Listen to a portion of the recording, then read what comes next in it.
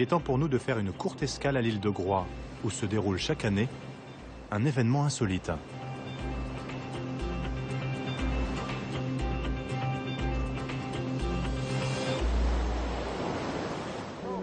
On dit au revoir à Coco Eugène. Salut Riguidel. Adieu, chers camarades, adieu. Faut se quitter, quitter, et la bombance, à bord il faut aller. Les championnats du monde de Godille viennent de commencer à Portlet, un minuscule portonnier. Debout sur une barque étroite, il s'agit d'avancer le plus vite possible à l'aide d'un seul aviron.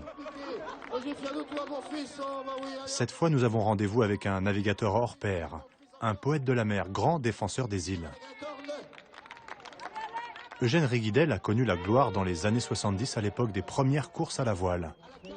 En 1979, à la fin d'une transat en double, il remporte avec Gilles Gainet un duel mémorable contre les célèbres Pajot et Tabarly. Ne vous fiez surtout pas à son allure de simple godilleur. Cet homme est une légende vivante pour les marins. Alors vous avez appris à godiller ou pas? Bonjour. Il faut vraiment trouver le bon équilibre entre l'envergure de chacun et le bras de levier que tu utilises. Moi, je crois beaucoup à la compétition en tant que pédagogie. Moi, j'ai fait beaucoup de régates, mais du coup, je suis à l'aise quand j'envoie un spi. Les gens qui font des concours de godille, après, quand ils arrivent dans le port, c'est frisou les moustaches qu'ils arrivent au bar d'un petit coup de godille. Et voilà, c'est pas rien, c'est élégant. Et Gilles n'est pas mauvais non plus. Il est heureux puisqu'il est amoureux depuis cette année. En plus, c'est le début. On sait que ça durera pas, il est content.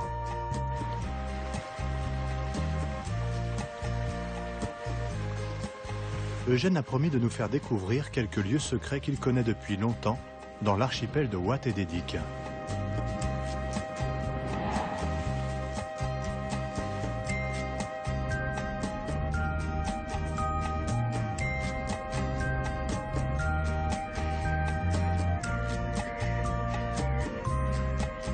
Watt et Edic sont deux îles sœurs séparées par un large bras de mer où les habitants résistent comme ils peuvent pour préserver leur mode de vie singulier.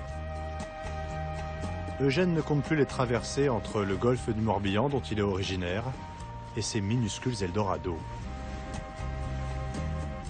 La mer monte et le navigateur compte poser son vieux dériveur sur le sable d'une des plus belles criques d'Edic.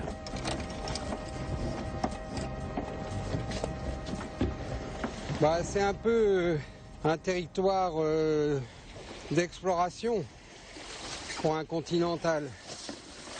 C'est une des merveilles du quartier, sauvage et en même temps accueillant quand on sait l'aborder. Mieux que Tahiti. Toute ma vie, je suis venu à Edic, à Watt, avec des plates, des synagos.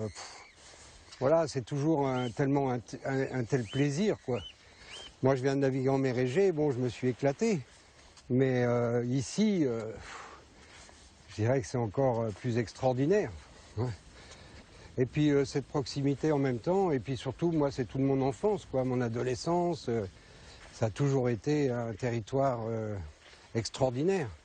C'est pas toujours facile, quelquefois il fait mauvais. Une fois, je suis resté 8 jours coincé à Watt. Parce qu'il y avait la tempête, on était avec un côte, on n'a pas pu repartir. Mais enfin, bon, à chaque fois que j'y reviens, j'ai l'impression d'arriver dans un territoire libre et accueillant.